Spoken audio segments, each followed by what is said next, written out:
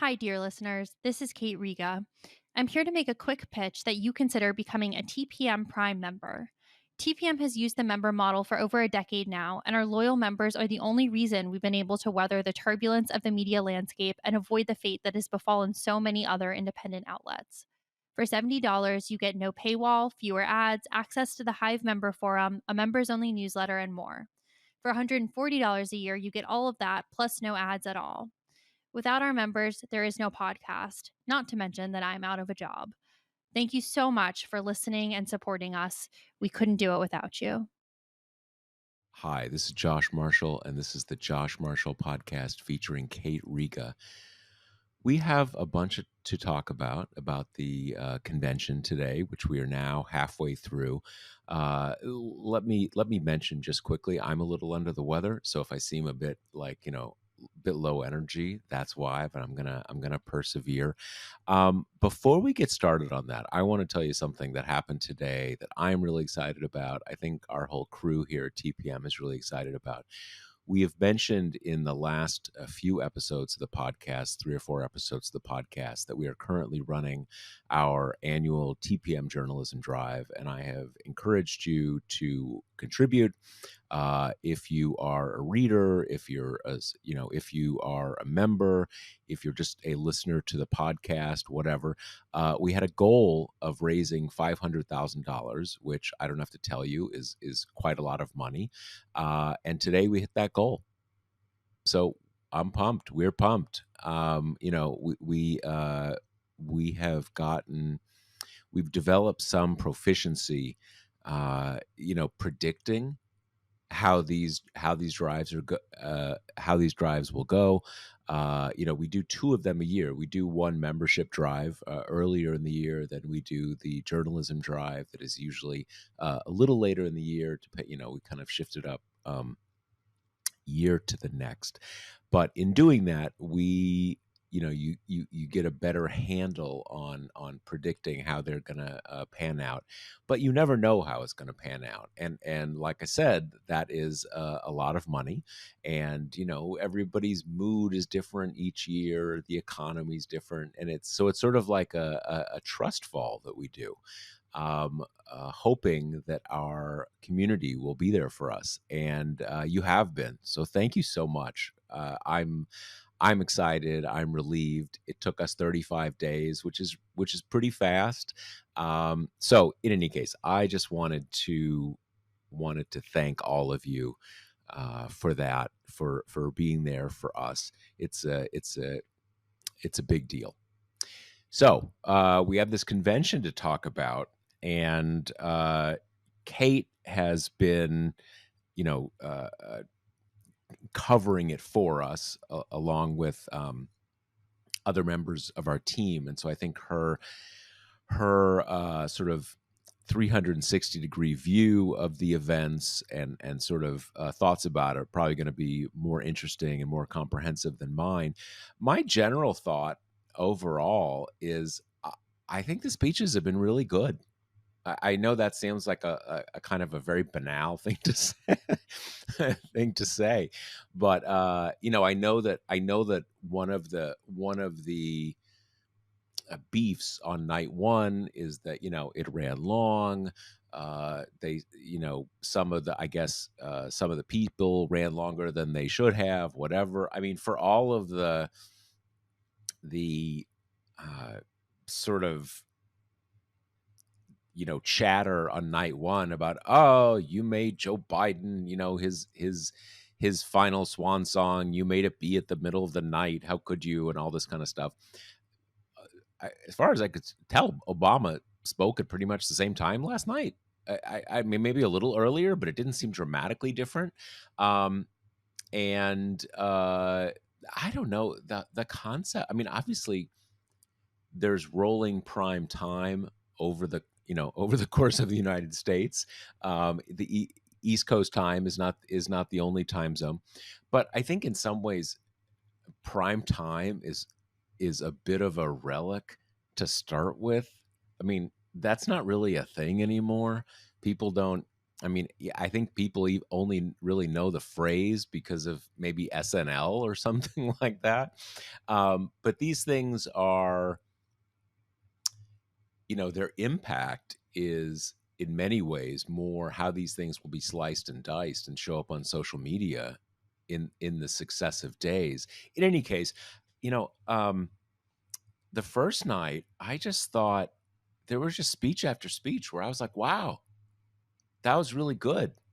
There was, I believe her first name is Jasmine Crockett. Do I have that right? Down, new rep from down in Texas, I believe.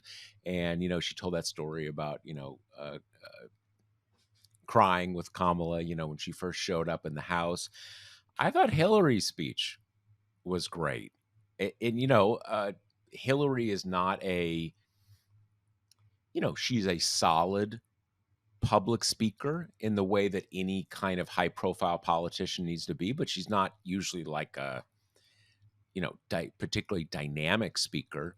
But her talk, I thought was, I don't know, there's, uh,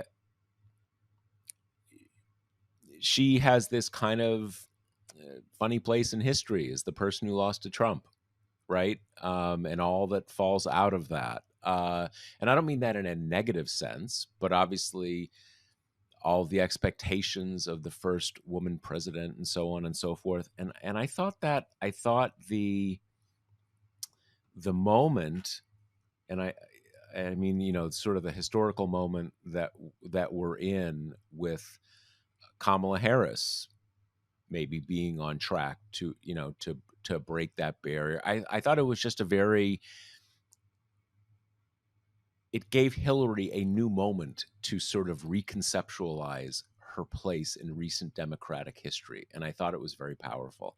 I thought Crockett, AOC, I remember I had a few others when I wrote about it the night of, but I thought they were really good. I thought Biden's was really good. I didn't think it really mattered that it was a little later. I mean, if you were kind of like, dude, I need to see Biden, you're like a diehard, right? You're not like a swing voter. So I thought that was great. I thought the speeches last night were, I mean, particularly the Obamas. I mentioned this, I think on Twitter or something, and I remember thinking this, and I think writing about this in 2020. We know Obama is a great orator, all that kind of stuff. It's weird that Michelle Obama is, in a different way, I think legitimately a great orator. These speeches she gives, I mean, obviously politicians, you have, when you're operating at that level, you have extremely talented people writing your speeches. People like the Obamas, I think, have a lot of input on their speeches, but you're not flying solo there. But her speech in 2020 and that one last night, in some ways, I think she's a better orator than Obama is. And what I mean by that is that Obama's so good, right? You just especially in some ways he's better than he was 16 years ago now because he's him, he's Obama. He's going to be good, right? And he's kind of he's got the mix of the body language and the delivery and all that kind of stuff. Um, and he's great, but in some ways, Michelle kind of connects with me a little bit more, and maybe it's because we know Barack Obama so well as a speech. I'm not. It's obviously not a competition between the two. My the observation that I'm keen to make is more that most politicians are only passable public speakers. Some are good, a few are great. What are the odds that you would have a great politician, public speaker, their spouse also be operating at that level? That's wild. That's weird. And you know what I mean? You don't learn to get that good. That's a level of good that you have. In any case, I think it has been. I think it's been strong. I think it is, sort of thematically what they've wanted. Obviously, we're halfway through, and the big stuff is tonight and tomorrow night. So just to again situate ourselves in time, we're doing this Wednesday afternoon. So we haven't seen Tim Walz. We haven't seen Kamala Harris. I believe Bill Clinton's also tonight. I lose track of the who's and wheres and everything. But anyway, what do you think, Kate? Yeah, so let's kind of take this bit by bit. I thought night 1 was so sad, like, and I think the positive spin of that is probably cathartic, um, because the big speeches of that night were Hillary Clinton and Joe Biden, right? Both of whom are emblematic of a lot of pain, I think, for them personally, for the party under Trump, for people who support them and who hate Trump. I mean, Hmm. you said Hillary Clinton has the position of being the person who lost to Trump. And of course, that's also freighted with this idea that it's not just that she lost, right? It's that for women and minorities and everything, she's inextricably tied with this moment when you realized so much of the country is not only okay with the way that Trump wants to kind of treat you, but cheers it and thinks it's hilarious and thinks it's great. And that, I mean, this is why I think, kind of where were you when Trump won has become the new where were you on 9/11, because it's so For an older generation, where were you when like Jack Kennedy was shot? right. Kind of Yeah, cuz it's iconic, horrible moments. Yeah. so painful, so traumatic, such a rending kind of our social and political fabric. So seeing her speak, I was surprised at how emotional it made me, and I know I wasn't alone, because every time the camera kind of panned the crowd, you saw women especially with just tears kind of running down their face. And for Hillary particularly, it's just how many times has she been in this position at a convention where she kind of has to be there and throw her support to someone else who is getting the job that she wanted, or at least is getting the chance to get the job that she wanted. She had to do it with Obama. She had to do it, now with Kamala Harris, who has the added layer of being in the position to be the first woman president, which is what Hillary Clinton wanted so badly and what everybody kind of thought she was going to be. And I thought it really kind of, I felt like a fist kind of like grabbed my heart when she said the line of that she wished that her mother and Kamala's mother were alive to see this moment. It's just, we've just asked so much of Hillary Clinton. We've asked her to bear the brunt of this country's misogyny and disappointment and anger for a long time, on top of the fact that she has been a singular punching bag for the right since she was a very young woman. And so putting all that together and seeing her on the stage and seeing her not be able to start her speech for like 2 minutes because there was such a raucous standing ovation. Yeah, it was cathartic. So okay, so I was gonna I I I I almost jumped in because I was so curious to ask you this. So sad, but sad, sad in the sense of a lot of that the convention went through a lot of past heartbreaks and kind of bringing them forward into the moment. Because I mean, I at least, I mean, yes, everything you're saying there and is makes perfect sense. I thought, we're always trying to weave the past into different futures, right? and to sort of anticipate futures that we want by understanding the past in new ways. And that doesn't mean, it can mean distorting the past, but I guess her speech worked for me in that way, right? I mean, obviously, if Harris loses, you know, you know, it'll not only be a colossal bummer, but it will look a little different. But yeah, and I guess I and it goes without saying, Biden's role here, what is it? 6 weeks ago, this was his convention. He was the thing. It was going to be 4 days of how much we love Joe, and it turns out that he's doing a valedictory. I mean, that's heavy, right? And Hillary too. I mean, the other, yeah, I don't think we're saying different things. They, there was a lot of pathos there. There's no question.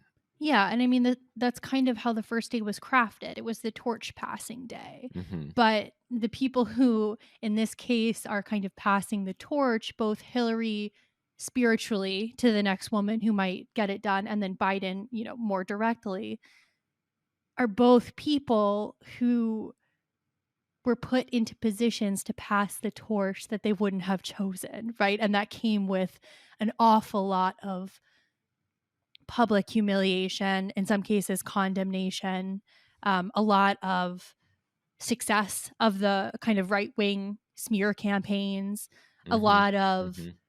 what I'm sure is just the most kind of vicious unfairness that they feel, knowing that both of them would, for Biden was and for Hillary would have been such leagues better presidents than Trump. I mean, they're both just figures that are inextricably bound up in this. And so it was just a different emotion than it would have been if, say, Hillary had won in 2016 and was wrapping up her second term right now and then was passing the torch to, the next woman, right? Like that would have been tonally so different.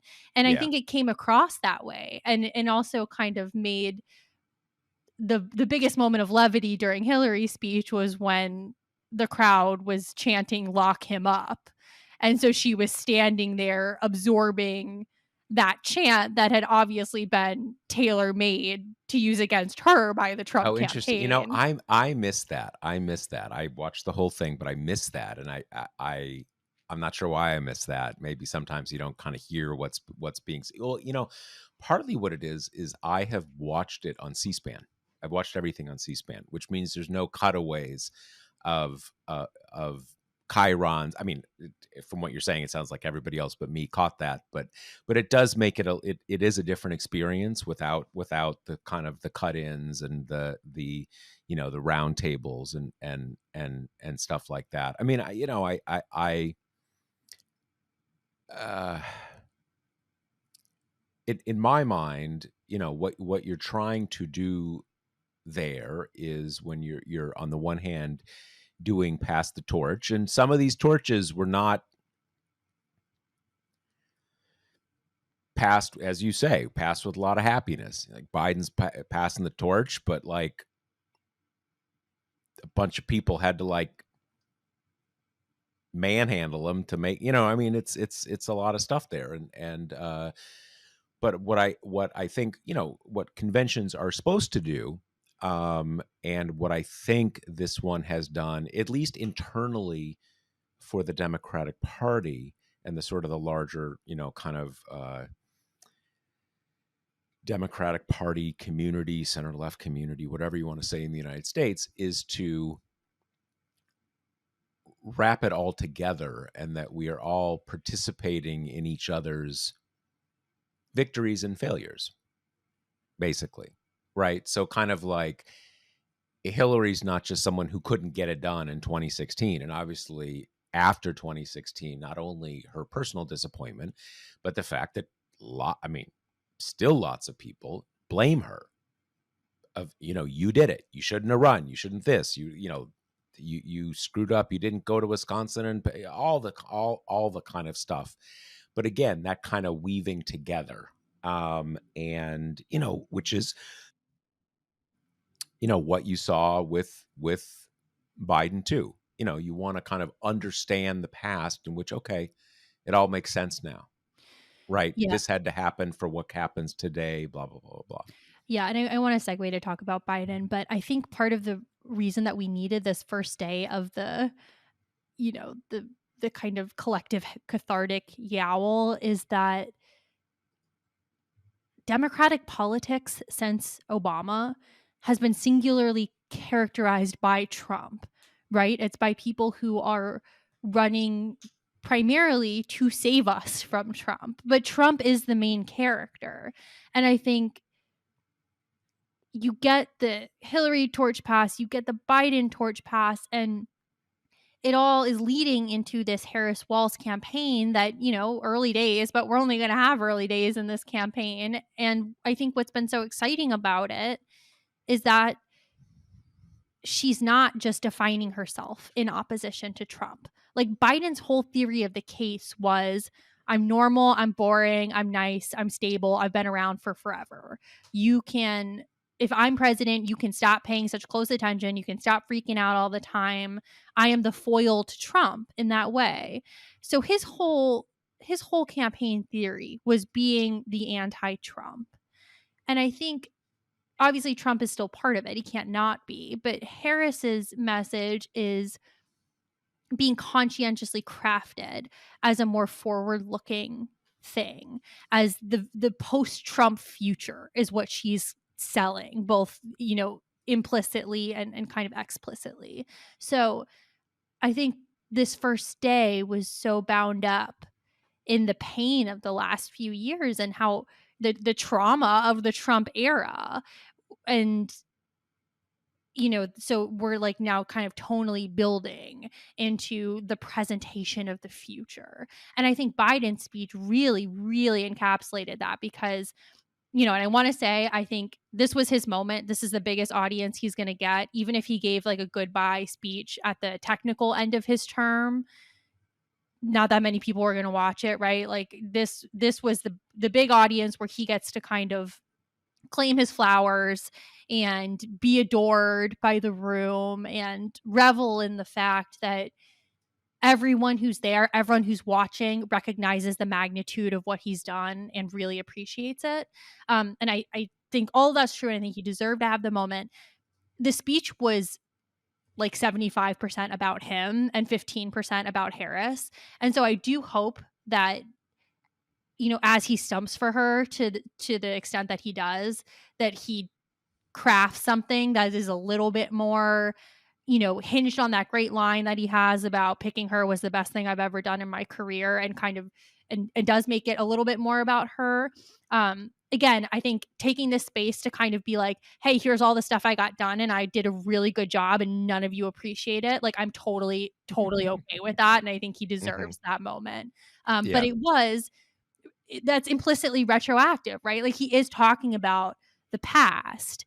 And so, and that to me was really the vibe of night one, the working through this, like the knotted up scar tissue we all have, and the people who face the brunt of it are okay and they're really excited about Harris and they know that you loved them and maybe you still love them, and we're all going to join together and like push forward to this hopeful future that's encapsulated by this joyful woman. Yeah. Yeah. No, I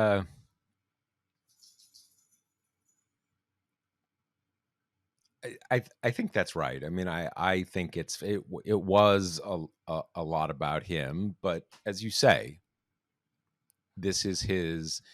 Um, I'm not sure you'd say uh, last, but it is his last super high profile convention type thing to say this is all the things that I accomplished. Um, yeah, so that makes sense. And just the other thing I wanted to say about Biden is that his wound is fresher, right? Like Hillary to some degree has scarred over. Biden, what he thought the next 4 years of his life would be, were upended more or less overnight. And he not only has to kind of like psychically as a human process that, but then he has to come out in public and And say, say it's awesome. I'm cheering for this. Like this is good. This is fine. Even though we know in his heart of hearts, I'm sure some part of him still thinks I would have won. They should have stuck with me. And not even in a Kamala can't win way, but in a, this is Biden's thing, right? I've been underestimated from the beginning and I always prove them wrong. And I'm sure Hmm. some part of him still feels that way. And so it was also just very poignant to watch him, right from the bat. He comes out after his daughter does a lovely introduction where she, talks about how when she got married, he was in floods all day. And, he's coming out and he's dabbing at his face with his classic kind of old gentleman handkerchief. And he didn't get to speak for like a full 5 minutes because of the "We love you, Joe," and "Thank you, Joe" cheers. And then when he finishes, one of the loveliest moments that I've just ever seen at a convention, his family comes out, but Kamala comes out too. And you can read her lips that she tells him that she loves him before she hugs him. And I think, I just found that so moving because there's so much about the Democrats right now that stand in stark opposition to the Republicans. But on this basic level of like being at a place where you can, the vice president can tell the president she loves him, that they love each other, that they have not just kind of respect and a collegial, affability, but that, this has been a traumatic, emotional time. And I just think it was lovely to see, it was lovely to see them hug each other. And it was lovely to see that she understands the magnitude of what he's done for her too. So in terms of a swan song, it was it was sad, it was sad, but Hmm. it was nice. And I keep using this word, but it really was kind of cathartic and did put a bow on what could have been nasty, what could have been hard fought. I don't think Hmm. anyone would really blame Joe Biden if he felt really bitter right now. And it, I think, does speak to the extent of his character that he is a person who's big enough to do this, or that at the very least has life and perspective enough that this isn't Hmm. something that, destroyed him. Yeah, there's I have often thought that uh our moments of loss, sadness are our truest moments in many ways. I don't know. That's just something kind of personal to my own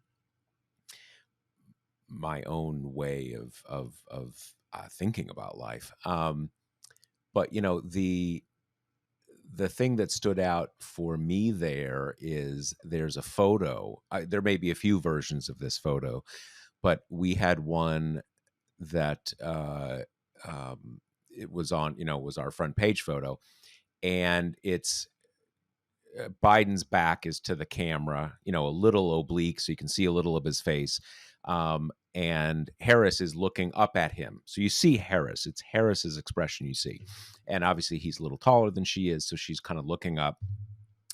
And she has this kind of beaming look on her face that is it's the visual version of what you just described. Um, and that to me, I can't get enough of that photo. That is the photo that really, again, it's a visual version of what you're describing with that "I love you" thing. Um, and something that occurs to me, and we've talked about this, others have talked about this, that the month when this was all in suspense was one that required a lot of Harris. Everybody knew, you had the sort of the Thunderdome crowd who maybe didn't know, but everybody who really got this understood that she was the next in line, but she had to be 100% committed. And Anita Dunn, who longtime Biden aide, one of his closest aides during his presidency, during the last campaign, et cetera, did one of these edited for publication interviews with Ryan Lizza at Politico, I don't know, a week ago or something like that. And so it was her sort of first discussion on the record of how everything went down. And, a lot of it was what you'd expect, and her just sort of, what was happening at this point, what was happening at that point. And she said, and again, this didn't surprise me, but it was just interesting to hear it directly from her, what they were seeing, that there was, I guess, a day and a half after the debate, 2 days after the debate, she went out there and said, knock it the fuck off. Joe Biden is our nominee. He's rock solid. Drop this. And what Anita conveyed in that thing, that was her idea. And the point I'm getting at is that within the tightest circle of Biden's inner circle, they saw her as, not just not leaking to press, like, hey, I'm ready, man, bring it on, bring it on. But like, she was as hardcore as any of them. Total loyalty. And Anita didn't need to say that, right? Obviously, she's not going to give an interview and like shit on Harris right now that she's the nominee, but she didn't need to say what she did. And again, everything about what we saw tends to confirm that. The one thing, there were the thing that raised doubts for a lot of people about Harris was there were those series of stories in the first 6 months of the administration about, turmoil in the office of the vice president and turnover and all this kind of stuff. There was not a single leak out of her operation about anything during that period. So when I see that, when I see those pictures, when I see her saying that, I think you've got this special thing that until the moment he got there, she was 1,000% for him. And that has allowed, I think, been one of the many things that has allowed Biden, and I think of people around Biden, and not just the people kind of in that inner circle, Democrats all over the country, because there are definitely,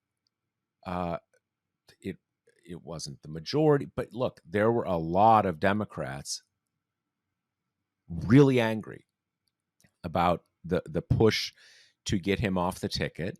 And that allowed them to say, that sucked, but now it's Kamala, and Kamala's good with Joe. So I'm 100% behind her. So that all came together. And that was not only the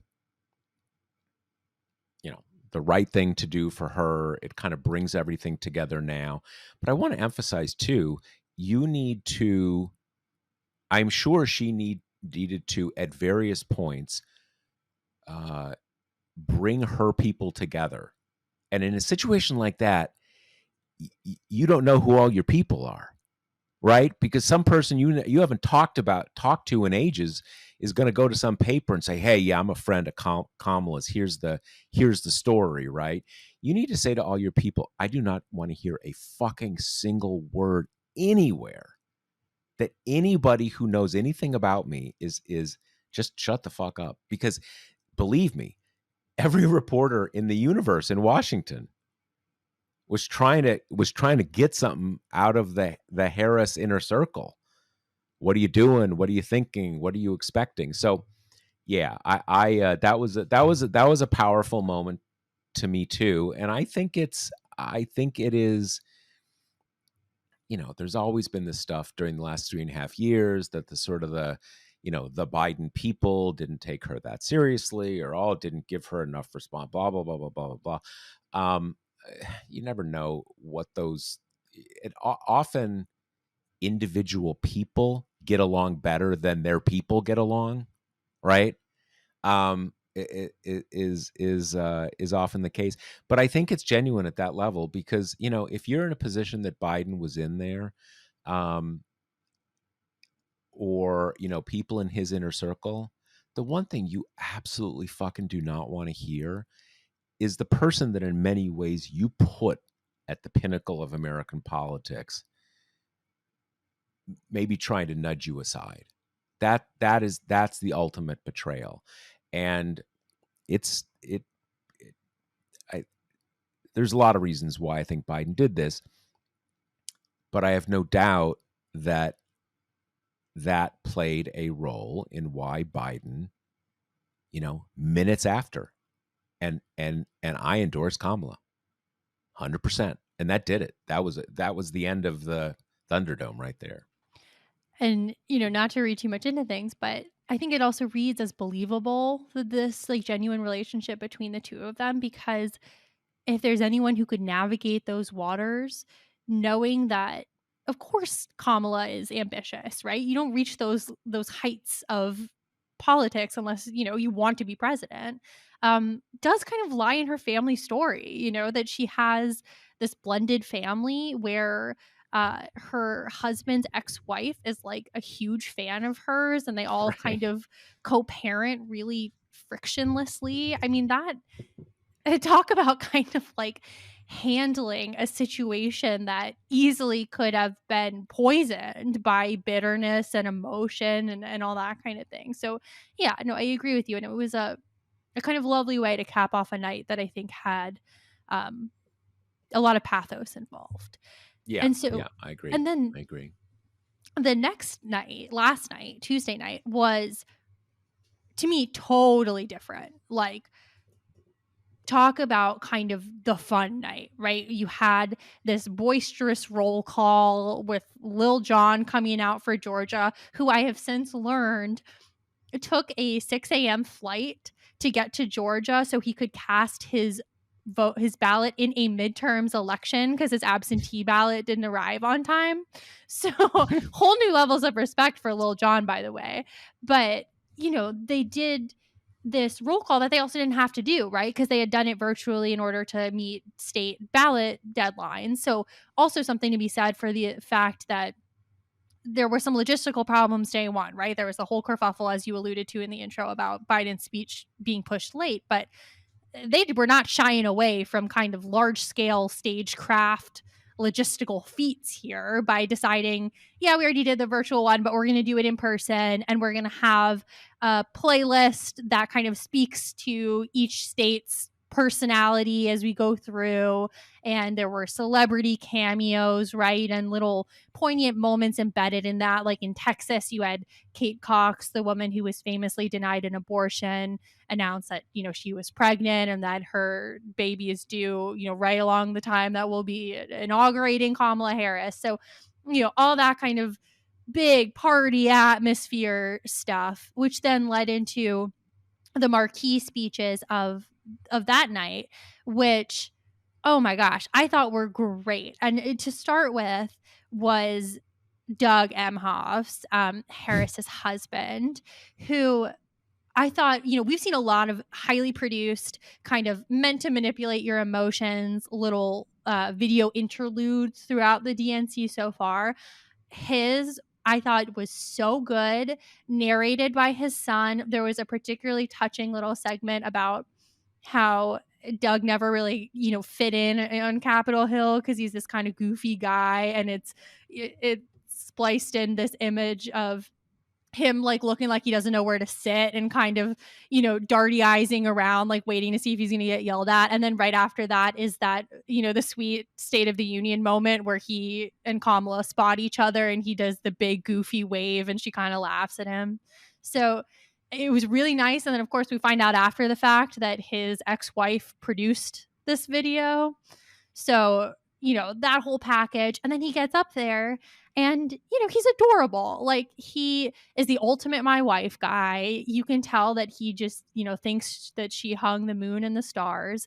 And I thought it, on a political level, it was invaluable in terms of helping people get to know who she is, because that is something that the polling is still showing, that less engaged voters don't know much about her. They know her name, but they don't know anything else. And I think so far that's been interpreted as, well, we need a robust policy platform. We need to know what she stands for. And there's some of that, but there's also the piece of people need to get to know who she is as a human. And from that perspective, having her devoted husband up there telling little anecdotes about how, she makes him play the goofy voicemail he left her before their first date on their anniversary, and that he had a moment where he saw her kind of lost in pensive thought, and he was wondering what crisis at home or abroad she's thinking through, only to find that, his daughter had called her, and that's what she was kind of wrestling with. And I think those little anecdotes both kept me wrapped as an audience member, because it was so different from how a lot of the speeches have been, which are kind of policy plank laundry lists.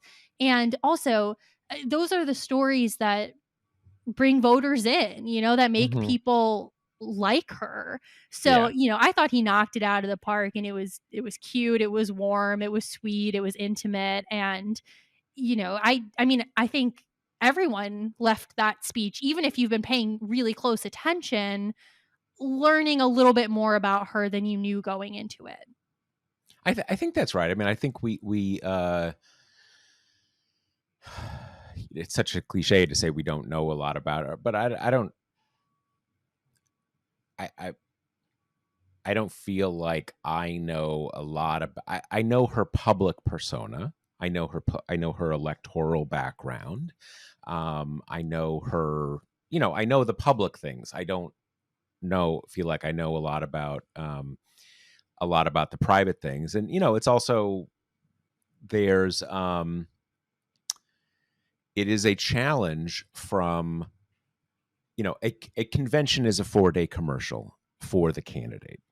So you see it as, if we think about it as a commercial, that it is challenging to do that for a female candidate, because you probably, I mean, maybe soon we won't see it as challenging, but I think you want a lot of what the other speeches about her have been like, which is basically she kicked a lot of violent criminal ass in San Francisco, and then she like took on the banks, and they were like screaming uncle because she was so hardcore with them, and all this kind of um hardcore Kamala, fighter, all this kind of stuff. And because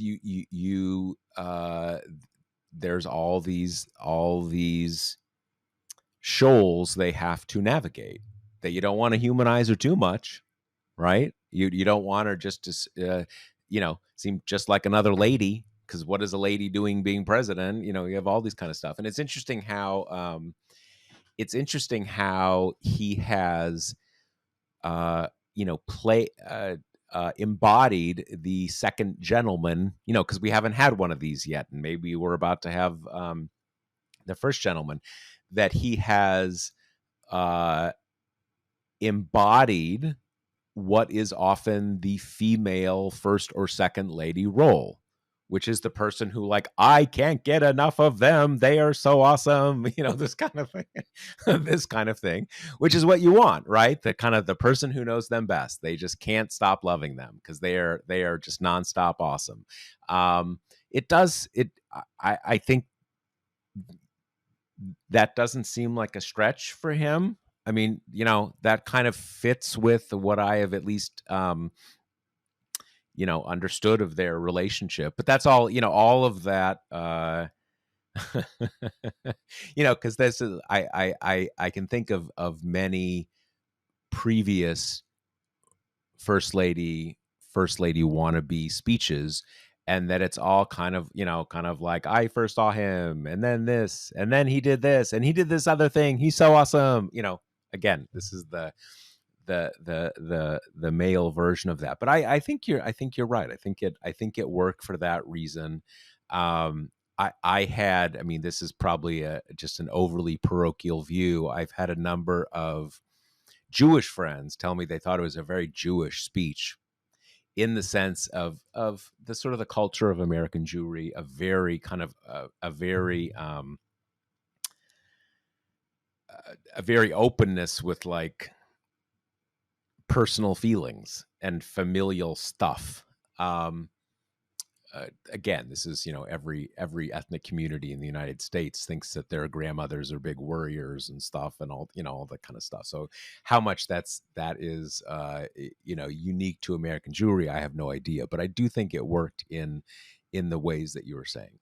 And it also, this wasn't the point of his speech, but I do think it serves as another repudiation of Trump and the current Republican Party, in that, you've got JD Vance with the one step away from saying like women should just be kind of barefoot and pregnant type thing. You've got Trump with his non-ending misogyny. And then on the Democratic side, and you can tell the Republicans are like totally dumbfounded by this and trying to, make it seem really weird.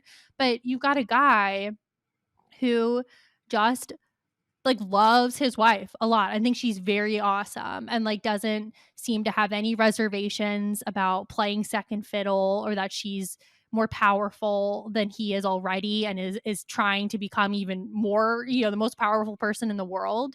And then he is just kind of happy being the plus one. Like he feels really lucky to be along for the ride. I mean, we haven't even really seen discussion about the fact that she kept her last name. She has a different name than her husband. And I think Mhm. all that taken together, it does paint just a really different picture of, American marriage, of American gender relations, that doesn't feel preachy or, kind of like social justice-y, banging you over the head, because they're not really talking about that stuff. It's just it is embedded in the dynamic of their relationship. And so when he gives these speeches, those are the underlying themes that you can tell are just, a natural part of their lives and of, many Americans' lives. Yeah, I mean, it is a, perhaps this isn't surprising, but these are very different etiquettes of erotic and familial life that the two tickets are embodying, right? Um, it's funny if you think about, like, it's an interesting thought experiment to think about. Um, can you imagine Trump talking about those things? Like, oh, Melania, or oh, I mean, it's I mean, part of this is just that even beyond his community, Trump is just such a weirdo, right? But there is certainly, on the Republican side, a symbolism and performance of, there's the man and there's the woman, and the woman is, kind of is subordinate, even though in like Vance's case, she's a very high powered person in her own right. But these things are embodied, and certainly in on the Republican side, you know, dominance and, almost physical dominance is coded into everything about the current Republican Party. Um, you know, it so it makes sense. Everybody kind of fits with their their party's culture and personality. So then after Emhoff, we had the back-to-back Obamas, which, as you said in the intro, full disclosure, I thought Michelle's was better. I thought that she I did too. I did too. Yeah, I I did. thought she was It connected so with me more is how good. I'd put it. Yeah. And part of the reason she was so good is why I think, which we kind of skipped over this, but why I think AOC's speech was so good from the first day, which we didn't talk about a lot because it didn't exactly kind of fit the theme of the keynote speeches. But she didn't try to do this like mini State of the Union, which is something Democrats fall into all of the time, where it's just kind of, because there is a bigger legislative slash organization of society vision on the left. And so a lot of times when people give speeches about what they want the future to be, it's affordable health care and it's free lunch for kids and it's family leave and less gun violence, and all of this just comes together in like a loosely strung together set of policy ideas, basically, with like little applause breaks after everyone because everyone in the crowd wants those things too. And AOC's speech was really good because she didn't try to do the entire cornucopia in one go. Like, she opened up by saying, 6 years ago, I was a bartender. And then that was the theme of the speech. It was about why the Harris Waltz ticket is better for working people. And she kept it to that, and it was tight and it was snappy and it was good. And Michelle's focus was a little bit different, but it was similarly not trying to build Rome in one day, right? She opened up by saying, her mom died recently. It compelled her to kind of come and speak. And that was another big theme of the second day, was the mothers and grandmothers, dead and alive, were invoked an awful lot. But, you know, that was the opening. And then her whole thing was basically, Kamala's great. And don't you dare get complacent because things feel really exciting right now. And I thought that's why it was so captivating, because she said things are going to get darker. They're going to lie about her. She's going to make a mistake. We're going to get some polling that isn't so rosy looking.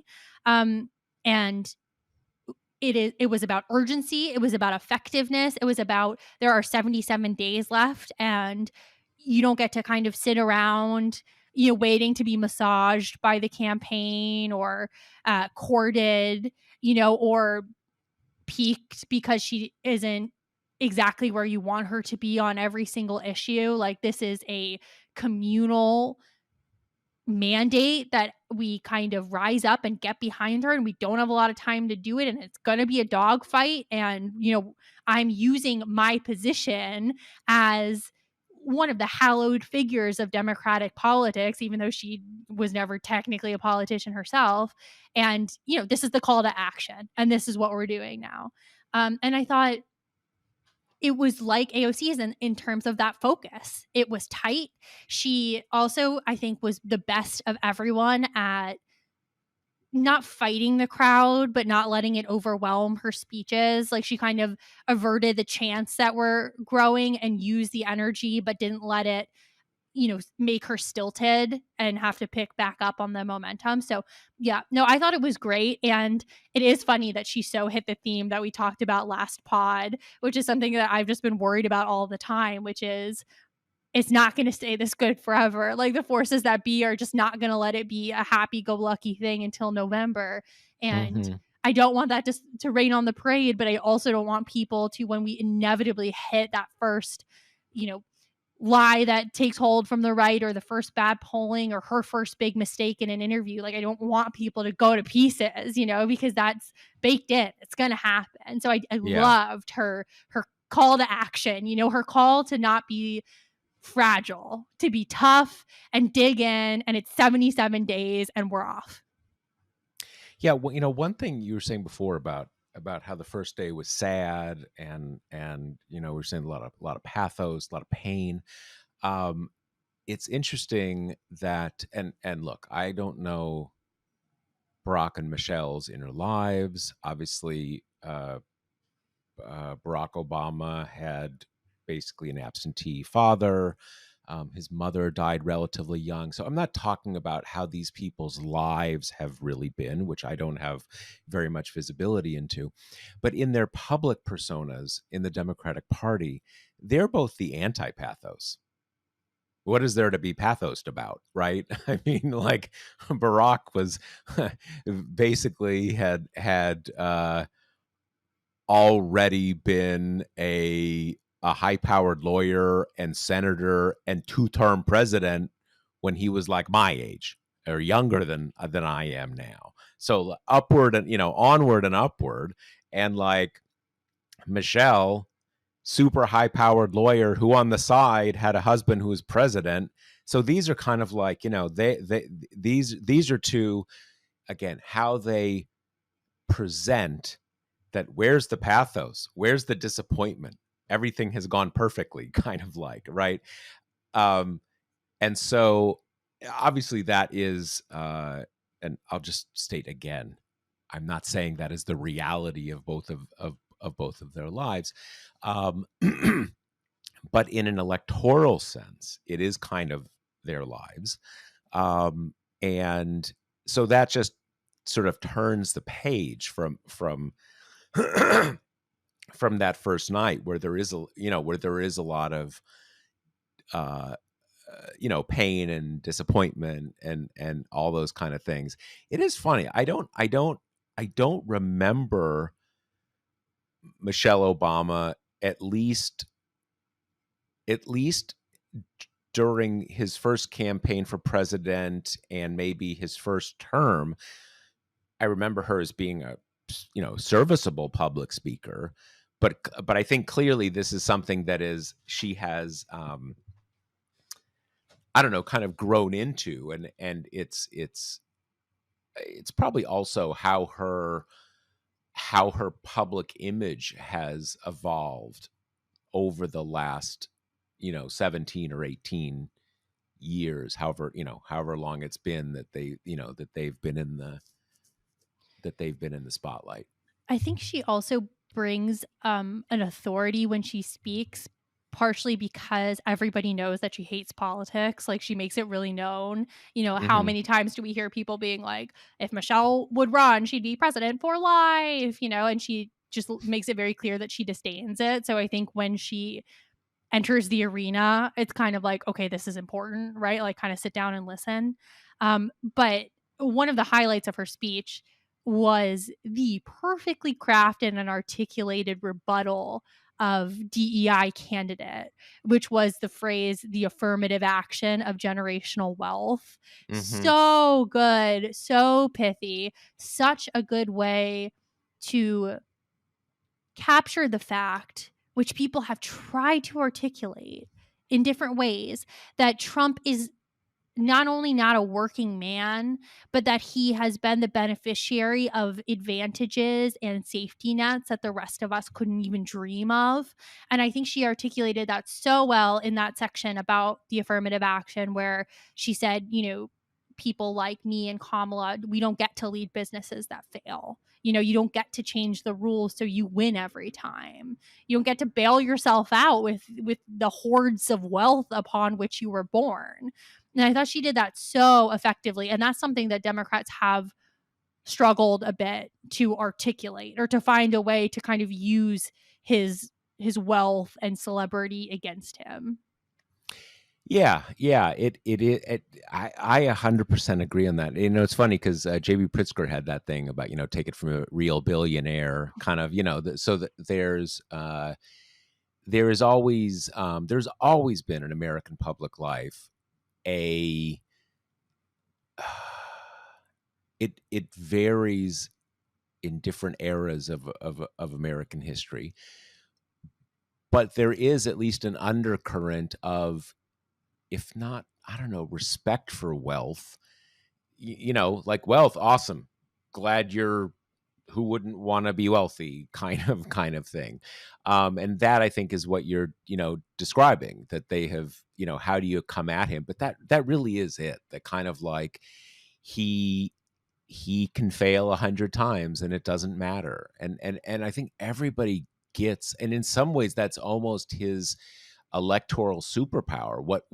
What his supporters like about him is when he's down, he just changes the rules. Indicted, so who cares? I'm gonna do this or do that, and it does that people respect that. They're kind of in awe of that. Like, you're unstoppable. Um, but she did, she captured it in the way that is the reality. Not everybody gets a million chances, right? Not everybody can just like, oh, I totally fucked up and my life would be a disaster from this point. Only I'm Trump, so it doesn't matter. Onward and upward. And it turns on its head the way that I think his wealth has often been translated for him, which is into business acumen, undeserved business acumen, right? But this idea that I think is really pervasive in American society, that is, if you have a lot of money, you've both A, done something right, and B, you're worth listening to. And that is how Trump has really successfully parlayed his generational wealth into this idea that he is and has always been a great businessman, right? Like, he has a really sharp mind. He knows how to operate in this world. And despite the fact that that's not true, he has been shrouded in that idea since he came on the stage. So this is such a nice way to like undermine it and to paint him more as this kind of wrong-headed princeling who, it doesn't matter how many bad ideas, doesn't matter how many times he fucks up, right? Like, daddy's money has always been there as a backstop. Yeah, no, it's true. It was just a very good. I mean, I was reminded when I was watching her speech of what I don't know if I think I wrote this somewhere. I don't know if I just kind of discussed it on social media or wrote a post, but like, what are the odds that she is such a powerful public speaker? It doesn't it just doesn't make a lot of sense. It just doesn't make a lot of sense, but it's pretty wild. And it almost Obama's was great, but it almost seems too easy for him. I don't know. It doesn't love Obama. There's nothing here is talking him down, but I think it's best to put it that way, that I was more, her speech connected with me more, even though his speech was great and, connected with Yeah. me and all that I good mean, stuff. by some degree, Obama is a victim of his own high bar, right? Like, he always gives a good speech. We know he's going to give a good speech. And his speech last night was good.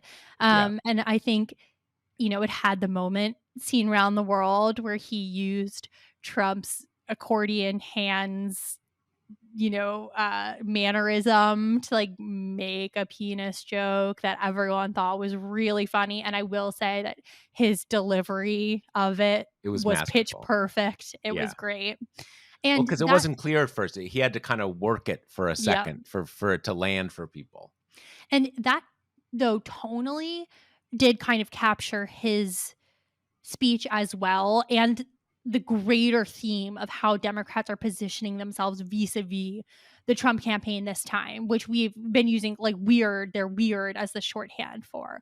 But his speech was not you know, there is a dictatorship on the rise. We need to kind of batten down the hatches and prepare for war. It really was imbued with more of this laughing at Trump, mocking at Trump, comparing him to the neighbor with the leaf blower. Like, he's annoying, right? He's weird. He's going on these big social media screeds. That's just getting worse now that he thinks he might lose. Like, his shtick is worn out, right? That was the tone of it, which is very in keeping with this moment where I think voters are much more eager to mock Trump and to kind of belittle him and his big pretensions about himself, rather than giving him the power that comes with treating him as this huge strongman threat, right? Even though he is both of those things. But this seems to be the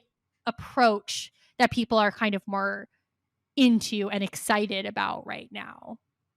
Just as we've been talking, and this is an example of, don't expect the next 77 days not to have any more surprises, that it does seem like Robert Kennedy Jr. is probably going to endorse Trump on Friday. It's not official, but just as we've been recording the pod, he put out he's going to, give a a speech on the path forward on Friday in Phoenix, and people are pointing out that Trump's there, and just um, looking at how news reports are discussing it, I get the sense that the Kennedy campaign is sort of signaling that it will be that. So we'll see what happens there. But anyway, let's get back to the convention. We got 2 nights to go, and obviously the big nights. Yeah, so tonight, Wednesday night, Tim Walz will be the keynote, and then you've also got Pelosi and Bill Clinton and a whole cast. And then tomorrow will be Harris's big speech, which I hope that she's been drinking tea and having lozenges, because when she beamed in from their Milwaukee rally on Tuesday night, she was scratchy sounding. I mean, and it makes sense. She's been doing a lot of really big rallies. There's been a lot of vocal usage. But so those are the big nights still to come. And yeah, we'll be following all of it. We've been Nicole and M&A and myself have been live blogging the convention at TPM. So if you're watching, you can follow along with us there. Yeah, and let me just say once again, thank you so much to all of our readers, all of our community, for helping us reach the goal that we reached today with the Journalism Fund. Thank you so much for that, and I think that's all we have for this week. All right, see you later. Later. The Josh Marshall podcast is hosted by me, TPM reporter Kate Riga, and TPM founder, editor-in-chief Josh Marshall. The show is produced by Jackie Wilhelm. Thanks to Why Not Jansfeld for our podcast theme song, and thanks to all our TPM members who make this possible. Rate and review us on Apple Podcasts, and subscribe wherever you listen.